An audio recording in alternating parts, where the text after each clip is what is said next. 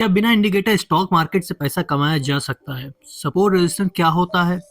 Psychological level क्या होते हैं? और बिग प्लेयर कैसे इन लेवल का फायदा उठाकर रिटेल ट्रेडर का पैसा खा जाते हैं? 90% लोग चार्ट पे लाइन गलत जगह ड्रॉ करते हैं, इसलिए उनका स्टॉप लॉस हिट होता है।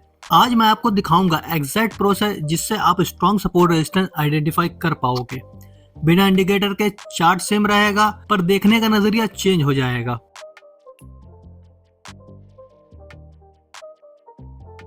हेलो दोस्तों, मेरा नाम इरशाद है और इस वीडियो में हम सिंपल लैंग्वेज में समझेंगे सपोर्ट क्या होता है, रेजिस्टेंस क्या होता है, कैसे इसको सही ड्रॉ किया जाता है जिससे अच्छी ट्रेड मिलती है, फेक ब्रेकआउट कैसे पकड़ते हैं और कैसे इन लेवल से लो रिस्क एंट्री मिलती है। और इस वीडियो के एंड में इसका एक एडवांस तरीका बताएंगे जिससे आपको परफेक्ट एरिया मिलेगा सपोर्ट और रेजिस्टेंस ड्रॉ करने। ट्रेडिंग में क्या होता है कि सबसे इंपॉर्टेंट चीज जो होती है वो होता है कि आपको चार्ट ड्रॉ करना आना चाहिए। मतलब आपको ये आना चाहिए कि आप सपोर्ट कहाँ लगा रहे हो, रेजिस्टेंस कैसे लगा रहे हो, क्योंकि आप जब ट्रेडर हो तो आपको प्राइस एक्शन और सपोर्ट रेजिस्टेंस वगैरह सब आना चाहिए, तो ही आप चार्ट को समझ पाओगे। अगर आप नहीं जानते हो इसको तो आप ट्रेडिंग नहीं कर सकते, क्योंकि आपको समझ में नहीं आएगा चार्ट पे क्या बन रहा है, कहाँ हमको सपोर्ट लगाना है, कहाँ हमको रेजिस्टेंस फेस करना है, कहाँ से जो है हमको ट्रेड अच्छी मिलेगी।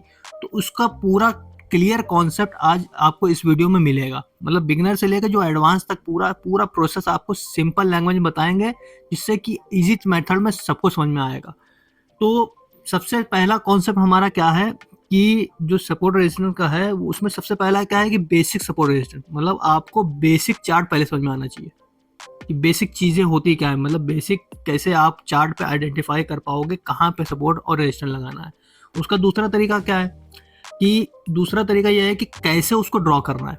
पहले तो आपने चार्ट पर देखा कैसे लगाना होगा उसको, उसके बाद लाइव चार्ट पे हम बताएंगे अभी आपको कि कैसे उसको ड्रॉ करते हैं। बहुत जल्दी जल्दी सारी चीज़ें क्लियर करेंगे और बिल्कुल सिंपल लैंग्वेज में। उसके बाद तीसरा तरीका क्या है, मतलब तीसरा स्टेप क्या है उसका। तीसरा स्टेप यह है कि आपको चार्ट का जो चार्ट होगा आपका, तो आपको वो देखना है कि आप किस टाइप के ट्रेडर हो। आप इंट्राडे ट्रेडर हो, स्विंग ट्रेडर हो, लॉन्ग टर्म ट्रेडर हो, तो उसके हिसाब से आपको टाइम फ्रेम भी देखना पड़ेगा कि आपको कौन सा टाइम फ्रेम देखना मतलब लगाना चाहिए। ठीक है। उसके बाद आपका आ गया फेक ब्रेकआउट। मतलब आपको उसको भी आइडेंटिफाई करना पड़ेगा कि कहाँ पे फेक ब्रेकआउट है और कहाँ पे रियल ब्रेकआउट है। उसके बाद आ गया आपका पांचवा पॉइंट जो है इसके अंदर है वो है साइकोलॉजिकल लेवल। मतलब साइकोलॉजिकल लेवल क्या होते हैं उस पर भी आपको जो है ध्यान देना होगा।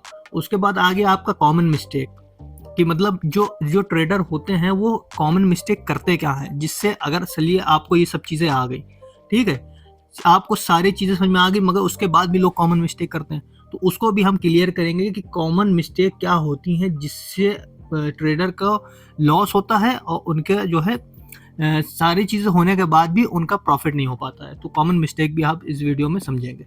तो सबसे पहले चलते हैं अपने बेसिक कॉन्सेप्ट पे, जो होता है सपोर्ट रेजिस्टेंस कैसे लगाना चाहिए, क्या होता है। पहले तो उसको समझते हैं क्या होता है सपोर्ट रेजिस्टेंस। ठीक है, देखिए basic concept of support resistance को पहले हम समझते हैं। ठीक है, उसमें पहले हम ये देखेंगे कि सपोर्ट एरिया कहते किसको है, मतलब उसको कहते किसको है। ठीक है, तो यहाँ पे जैसे हमने आपको मेंशन किया है सपोर्ट एरिया कहते किसको है। सपोर्ट एरिया वो होता है, एरिया होता है जहां से प्राइस नीचे गिरते हुए रुक जाता है। ठीक है, बायर यहाँ प्राइस को सपोर्ट करते हैं।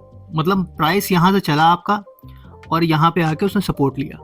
अब यहाँ से वापस प्राइस नीचे नहीं जा रहा है, क्योंकि यहाँ पे एक सपोर्ट ले रहा है ये इस एरिया पे। फिर प्राइस ऊपर चला, फिर उसने सपोर्ट लिया। ठीक है, फिर प्राइस ऊपर चला, फिर उसने सपोर्ट लिया। उसके बाद फिर ये इसी एरिया पे रुक गया, क्योंकि प्राइस नीचे नहीं आ रहा है ना, तो ये सपोर्ट एरिया बन रहा है उसका। फिर प्राइस ऊपर चला, फिर सपोर्ट ले लिया।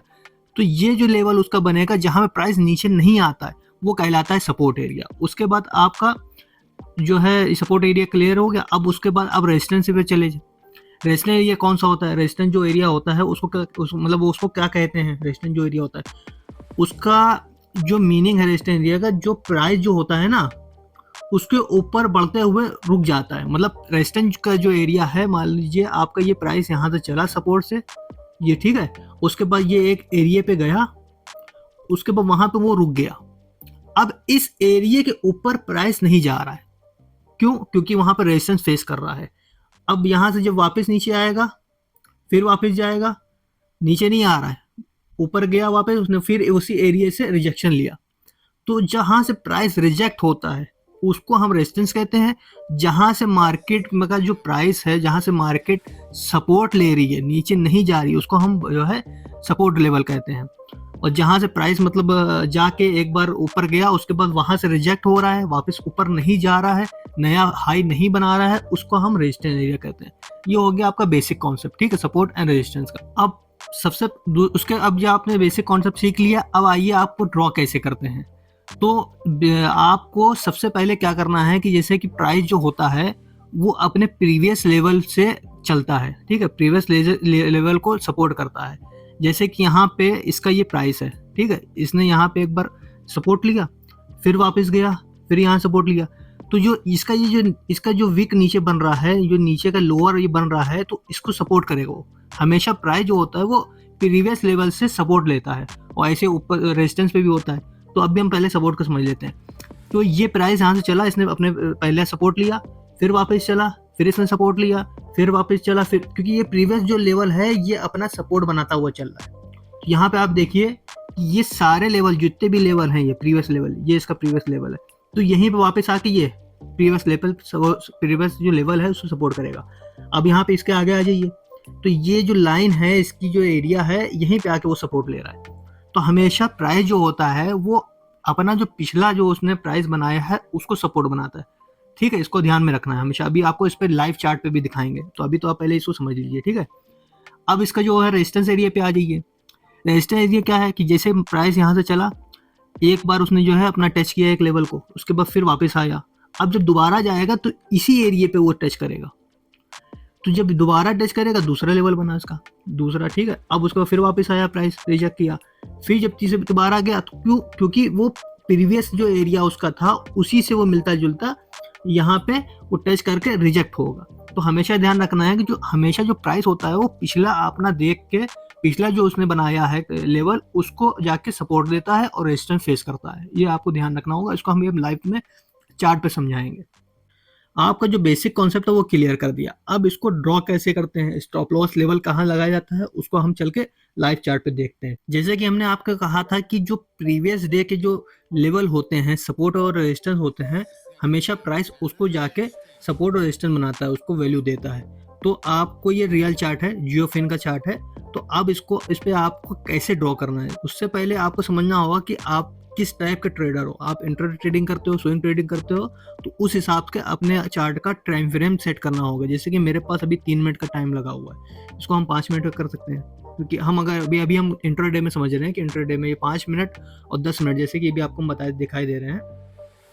जो इंट्राडे ट्रेडर होता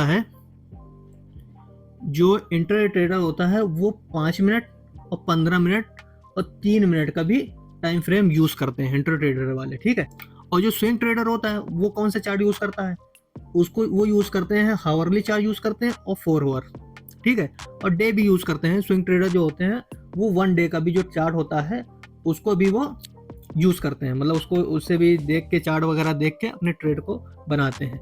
और जो लॉन्ग टर्म ट्रेडर होते हैं, जो कि 6 महीना हो गया, 3 महीना हो गया, या 15-20 दिन या उससे ज़्यादा 20 दिन, वो लॉन्ग टर्म ट्रेडर के ऊपर डिपेंड करता है कितने दिन आप होल्ड करते हो स्टॉक। तो उस हिसाब से आप डेली टाइम फ्रेम यूज़ करोगे या वीकली यूज़ करोगे, तो वो आप अपने लॉन्ग टर्म के हिसाब से लॉन्ग टर्म में डेली या वीकली में आप चार्ट को ट्रैक करो, जिससे आपको ट्रेड अच्छी मिलेगी डेली और वीकली में, लॉन्ग टर्म में, ठीक है। तो सबसे पहले हम चलते हैं इंट्राडे वाले पे। इंट्राडे वाले पे कैसे हम चार्ट को ड्रॉ करते हैं, कैसे हम चार्ट को ड्रॉ करते हैं और स्टॉप लॉस कहाँ लगाते हैं, कैसे लगाते हैं, इसको हम चल के क्लियर कर लेते हैं।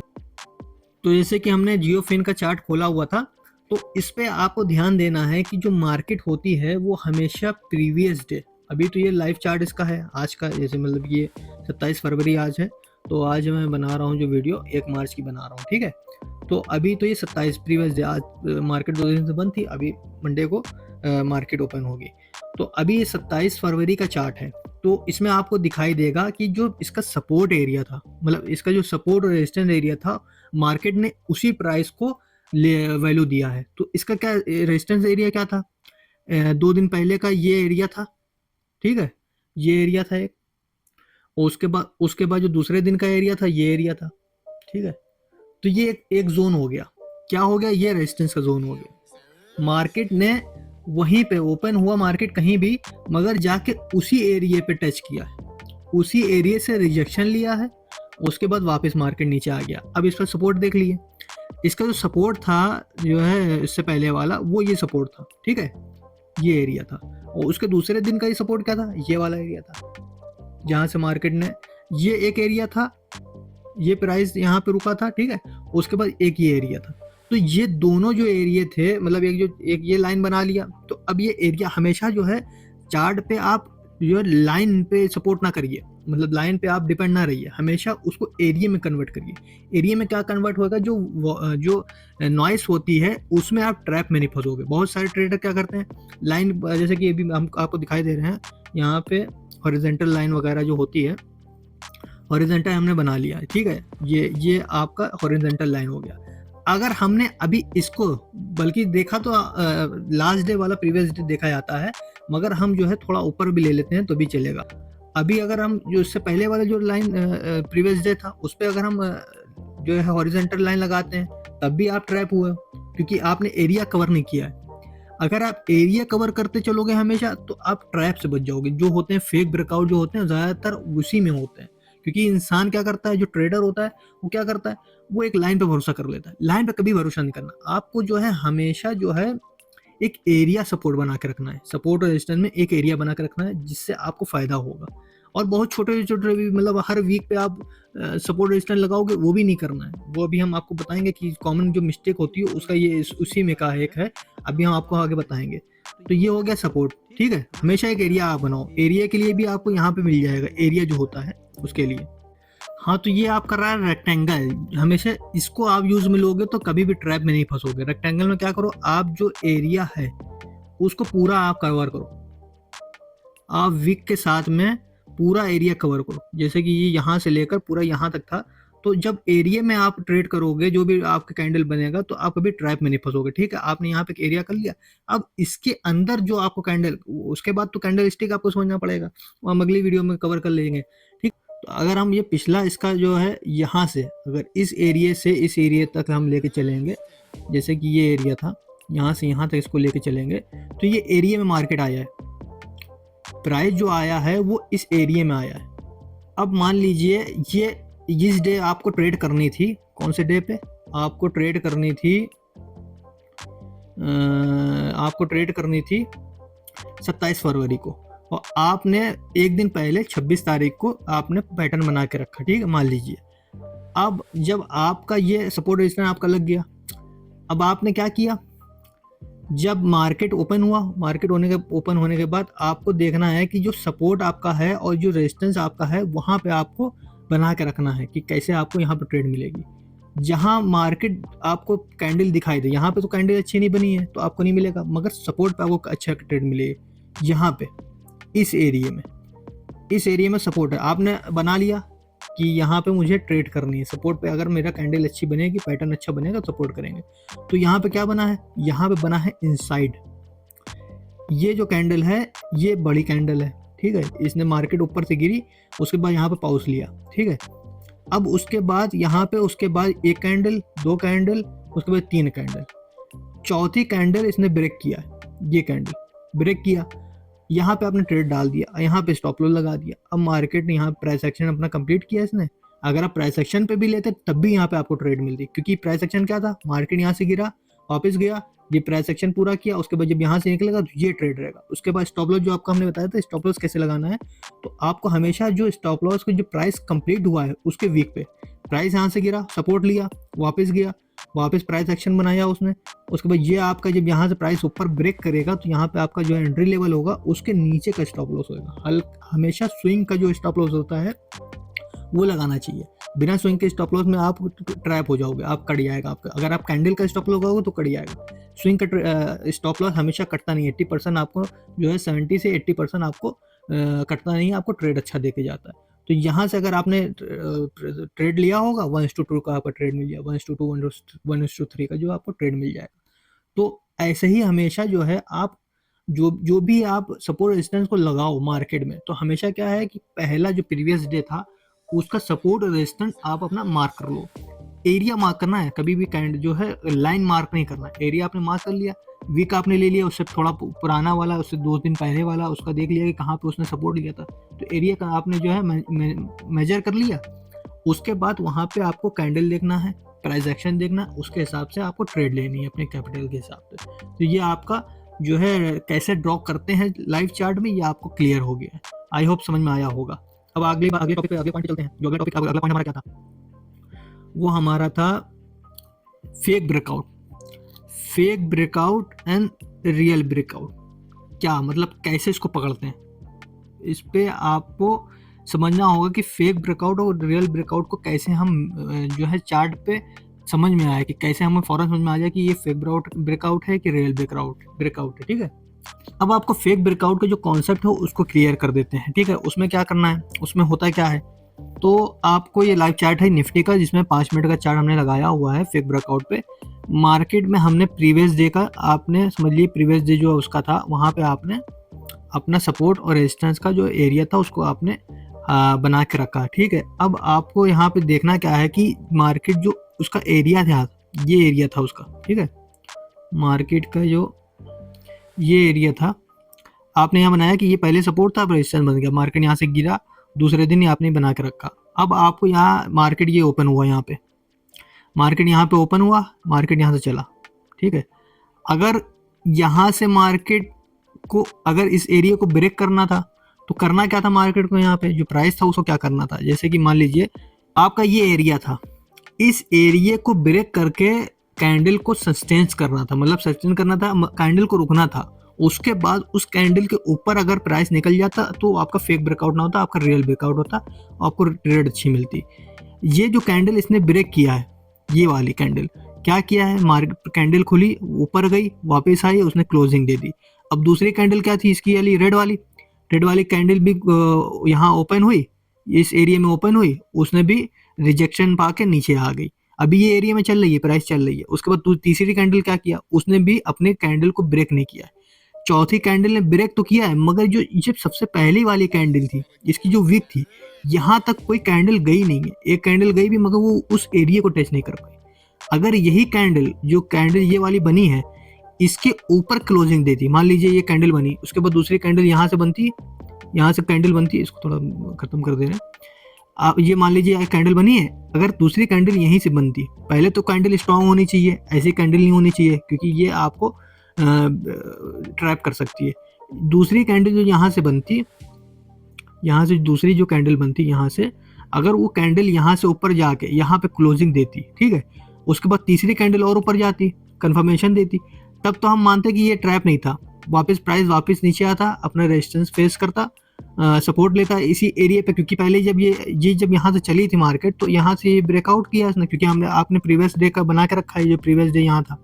ठीक है, अब जो है जब यहाँ पर रेजिस्टेंस फेस कर रही थी मार्केट, अब उसी रेजिस्टेंस को सपोर्ट बनाती ना, यहाँ पे जब रेजिस्टेंस फेस कर रही थी, उसी रेजिस्टेंस एरिया को उसको सपोर्ट बनाना था, मगर उसने क्या किया, ब्रेक तो किया है, मगर उसके ऊपर उसने सस्टेन नहीं कर पाई है। अगर उसके ऊपर रुक जाता प्राइस, तब आपका वो फेक ब्रेकआउट आता, रियल ब्रेकआउट होता, उसके बाद कंटिन्यू प्राइस ऊपर चला जाता। तो हमेशा आपको रखना है कि जो कैंडल ब्रेक कर रही हो, जो कैंडल ब्रेक कर रही हो, या तो उसके ऊपर कैंडल दूसरी क्लोज करे, उसके बाद फिर प्राइस एक्शन रिट्रेसमेंट ले, सपोर्ट बनाए उस एरिया का, फिर जब जैसे कि यहाँ ये चला, उसके बाद अगर ये कैंडल यहाँ तक जाती, ये जिगजैग करते हुए चला जाता, फिर वापस आता इस एरिया पे, यहाँ पे उसको सपोर्ट लेना था, फिर जब यहाँ से निकलता तो आपकी यहाँ ट्रेड बनती, उसका स्टॉप लॉस यहाँ बनता, ये आपकी एंट्री लेवल होती, और स्टॉप लॉस क्या होता, ये एरिया। तब आपका प्राइस एक्शन पूरा कंप्लीट होता, उसके बाद आपकी ट्रेड बनती। मगर यहाँ पे क्या हुआ है, प्राइस गया तो है वहां तक, स्पाइक में यहाँ से प्राइस चला, ठीक है, यहाँ तक गया, उसके बाद अगर बहुत लोगों को यहाँ पे ट्रैक नहीं पता होगा, उन्होंने सोचा होगा बाइंग चली, उन्होंने बाई कर लिया, तो वो ट्रैप में फंसेंगे। प्राइस चला तो है, मगर फिर यहाँ से रिएक्शन पाया है, रिएक्शन पा के फिर वापस आया, फिर देखिए कितना बड़ा गिरा।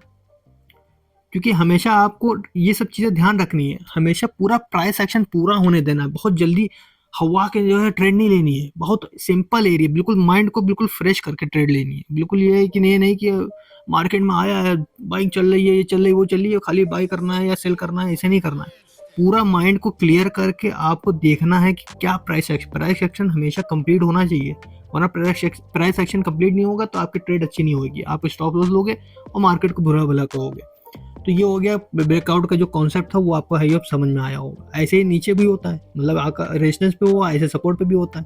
सपोर्ट पे भी आपको हम दिखाई दे रहे हैं कहीं पे। ये एक एरिया था, मान लीजिए ये एरिया था, आपने यहाँ से इस एरिया को लगाया कि ये इसका एरिया है, ये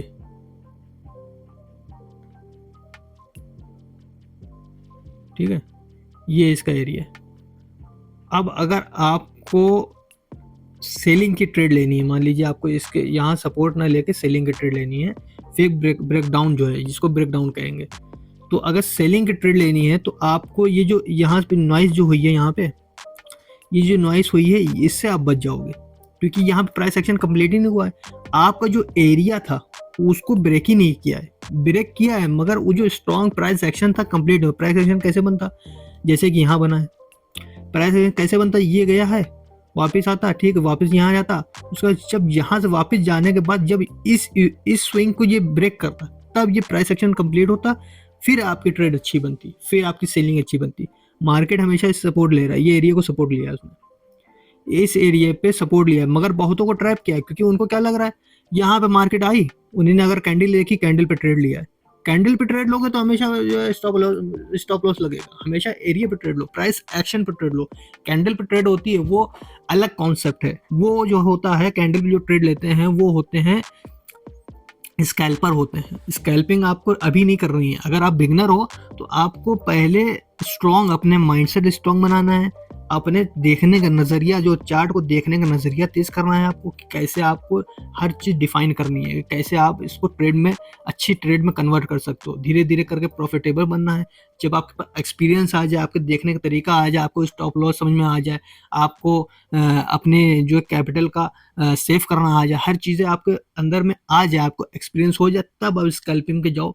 स्कैल्पिंग पैसा बनता है, ऐसा नहीं है कि हर कोई बना लेता है, उसके लिए एक्सपीरियंस चाहिए होता है, उसके लिए आपको टाइम बिताना पड़ेगा मार्केट में, तब जाके कहीं आपको पैसा बनेगा।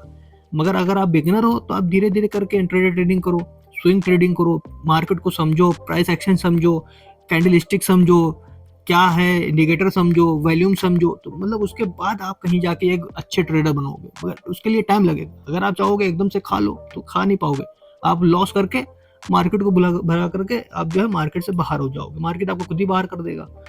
तो ये हो गया आपका फेक ब्रेकआउट। अब आप चलिए देखते हैं इसका अगला पॉइंट क्या है, साइकोलॉजिकल लेवल जो होते हैं। अब आपको चलिए साइकोलॉजिकल लेवल जो बता दें, साइकोलॉजिकल लेवल क्या होते हैं। अभी आपको निफ्टी में हम समझा दे रहे हैं, निफ्टी में बना हुआ है साइकोलॉजिकल लेवल, यहीं पे आपको दिखाई दे रहे हैं साइकोलॉजिकल लेवल क्या होते हैं। साइकोलॉजिकल लेवल जो सबसे पहले आप समझिए, साइकोलॉजिकल लेवल जो होते हैं वो होते क्या है। मान लीजिए कोई भी प्राइस है, उसका जो राउंड लेवल होगा, मान लीजिए 100 रुपये का प्राइस है, 100 रुपये का कोई स्टॉक है, उसका लेवल क्या है 50 रुपये, साइकोलॉजिकल लेवल उसका 100 रुपये साइकोलॉजिकल लेवल। तो अभी 1000 का जो स्टॉक है मान लीजिए आपका, ठीक है, उसका जो 500 का लेवल होगा वो साइकोलॉजिकल लेवल होगा, उसका जो 1000 का होगा वो साइकोलॉजिकल लेवल होगा, ठीक है। ये जो राउंड वाले लेवल होते हैं वो साइकोलॉजिकल लेवल होते हैं। अब निफ्टी 50 की बात कर लीजिए, निफ्टी 50 में जो आपका 25,000 का लेवल है वो साइकोलॉजिकल लेवल है, 25,000 जो 500 का लेवल है वो साइकोलॉजिकल लेवल है। हमेशा इस लेवल को मार्केट क्या करता है, हमेशा इसको जो है वैल्यू देता है। क्यों वैल्यू देता है, क्योंकि यहाँ पे बड़े बड़े जो है क्वांटिटी में ट्रेड लगी होती हैं, वो होती हैं ऑप्शन सेलिंग की। वो ऑप्शन सेलिंग बहुत बड़ा टॉपिक है, किसी दिन इसको भी कवर कर देंगे। मगर साइकोलॉजिकल लेवल में एक चीज़ और ध्यान रखना है, मान लीजिए आपका साइकोलॉजिकल लेवल जो था, एक चीज़ और ध्यान रखना, साइकोलॉजिकल लेवल जो आपका था वो था 25,000, तो पूरा 25,000 आपका जो है हमेशा नहीं बना के रखना है कि 25,000 का आपने बना लिया, 25,000 से 100 पॉइंट ऊपर ले लो आप, 25,000 से 100 पॉइंट नीचे ले लो। तो ये जो एरिया बनेगा, इसी एरिया में मार्केट जो है अपना जो है प्राइस को रिजेक्शन या सपोर्ट बनाएगा, मतलब रेजिस्टेंस भी फेस कर सकता है। अगर मार्केट ऊपर से गिर रहा है तो सपोर्ट बनाएगा, अगर आप मार्केट नीचे से जा रहा है तो उसको रेजिस्टेंस फेस करेगा। तो ये उस पर वहाँ पे कोई इंडिकेटर, कोई चीज़ अपने आप ही ऑटोमेटिकली वो मार्केट को सपोर्ट जो है प्राइस जो है वैल्यू देता है। आपको जैसे हमने बताया कि उस पे क्या होता है, क्वांटिटी बहुत हाई लेवल पे क्वांटिटी सब जो साइकोलॉजिकल लेवल होते हैं राउंड वाले, उस पे ऑप्शन सेलर जो होते हैं उस पे बहुत हाई क्वांटिटी पे वो ट्रेड डाले होते हैं। उसके वजह से वो हमेशा जो है जल्दी ब्रेक नहीं करते हैं। जहाँ से वो ब्रेक करेंगे साइकोलॉजिकल लेवल, फिर मार्केट वहाँ से अच्छा मूव देता है, ये भी ध्यान रखिएगा। अब हम चलते हैं अपने छठे पॉइंट पे, जो है कॉमन मिस्टेक। कॉमन मिस्टेक क्या होती है कि जो ट्रेडर क्या करते हैं कि अपने चार्ट को बिल्कुल गोद डालते हैं हर जगह, हर स्विंग पे। कोई भी छोटा स्विंग है, उनका स्विंग छोटा सा छोटा स्विंग है, यहाँ पे भी लगा लिया, यहाँ पे गिरा फिर यहाँ पे लगा लिया। हमेशा जो एक प्रीवियस डे होता है उसको लेके चलना है। हर स्विंग पे आपको जो है लाइन नहीं बनानी है। हमेशा इतना कम्युनिकेटर बना देंगे तो ये सब पूरा झाम हो जाएगा, फिर समझ में ही नहीं आएगा चार्ट। जब इतनी लाइनें लगी हैं, आपको समझ में कहाँ सपोर्ट ले रहा है, कहाँ रेजिस्टेंस ले रहा है। हर एक छोटी कैंडल पे आपको ट्रेड मिल जाएगी। हर एक कैंडल पे आप सोचोगे कि यहाँ पे रिजेक्शन हो रहा है, आपको यहाँ सपोर्ट मिल रहा है, तो उसको ध्यान देना है। और दूसरा क्या है इसका, इग्नोरिंग विंग्स जो वीक होती है, मतलब कैंडल की जो वीक होती है। जैसे कि कैंडल आपको अभी हम दिखा रहे हैं जी, जैसे कि ये कैंडल है, ये वीक है, इसको भी आपको जो है छोड़ना नहीं है। मतलब आपको अगर दिखाई दिया तो आपने यहाँ से लाइन नहीं ड्रॉ करनी है, हमेशा ये वीक, तो ये क्या हो गया, एक एरिया हो गया, वीक मिला के एक एरिया बन गया। तो हमेशा आपको वीक को भी इंक्लूड करना है। ऐसा नहीं है खाली जो है कैंडल आपने मार्क कर लिया उसके बाद छोड़ दिया, नहीं, ऐसा नहीं करना है। हमेशा वीक को भी ध्यान देना। एक कॉमन मिस्टेक क्या करते हैं ज़्यादा ट्रेडर, मार्केट ओपन करते ही ट्रेड ले लेते हैं। मार्केट में अगर आप इंट्राडे ट्रेडर हो तो हमेशा ध्यान रखो कि आपका जो टाइम है वो बहुत मायने रखता है। आपको टाइम देखना पड़ेगा कि आप किस टाइम पे ट्रेड कर रहे हो। मार्केट में एक पीक टाइम होता है जो होता है 9:15 से लेकर 10:30 तक, 10:45 तक। ये इंट्राडे ट्रेडर के लिए सबसे अच्छा ट्रेड टाइम होता है। इसमें अगर आपको ट्रेड अच्छी मिल रही है तो आप इसमें अच्छा प्रॉफिट लेोगे, क्योंकि इसमें वॉलेटिलिटी रहती है। उसके बाद तो मार्केट स्लो हो जाती है, कभी कभार रैली आती है, ऐसी बात नहीं है। ट्रेड अच्छा मिल जाएगा आपको, ऐसी कोई बात नहीं है, आप उसमें भी कर सकते हो। मगर जो सबसे पीक लेवल होता है ये टाइम होता है। एक लेवल शाम का होता है जो होता है 1 बजे के बाद। 1 बजे से 1 PM से लेकर 3 PM तक, 3 PM भी कर लें, 3 PM भी कर लें, या कर लें 2:45, क्योंकि ज़्यादातर पोजीशन उसमें 2:45 तक कट जाती है। 2:45 एक ये लेवल होता है। उसके बीच का जो टाइम होता है वो थोड़ा मार्केट स्लो हो जाती है, क्योंकि जो ट्रेडर जो होता है ज़्यादातर इंटर ट्रेडर, वो सुबह आता है या उसके बाद वो दोपहर के बाद आता है। ठीक है, 1 बजे वाला जो थर्ड पीरियड टाइम होता है वो उस टाइम पर ट्रेडिंग अच्छी मिलती है। अगर आप दिन भर ट्रेड करते रहोगे, दिन भर चार्ट पर बैठे रहोगे, तो आप जो है कंफ्यूज हो गए। एक आप मार्क करके रख दो अपना एरिया। अगर आपके एरिया में मार्केट आ रहा है तो आप ट्रेड लो, नहीं आ रहा है तो छोड़ दो, अगले दिन ट्राई करो। या आपका जो सेकंड टाइम है उस पर ट्राई करो। तो ये कॉमन मिस्टेक अगर आप नहीं करोगे तो आप एक अच्छे ट्रेडर बन जाओगे और आप अच्छे लेवल पे मार्केट पे जो है आप ट्रेड करोगे, प्रॉफिटेबल बन जाओगे। तो ये आई होप समझ में आया होगा आपको वीडियो, जो की था सपोर्ट रेजिस्टेंस और थोड़ी बहुत जो कॉमन मिस्टेक थी और फेक ब्रेकआउट पे जो हमने बातें की, तो उस पर आपको क्लियर कॉन्सेप्ट समझ में आया होगा। तो ट्रेडिंग करते रहो, टेंशन फ्री रहो और समझो, पहले मार्केट्स को समझो, प्राइस एक्शन समझो, पहले नॉलेज अपने गेन करो, उसके बाद आप अपना मार्केट में ट्रेड करो। आई होप वीडियो आपको अच्छा लगा होगा। वीडियो को लाइक करके चैनल को सब्सक्राइब कर दें और मिलते हैं अगली वीडियो में। जब तक के लिए बाय, जय हिंद और बने रहे मेरे चैनल पे।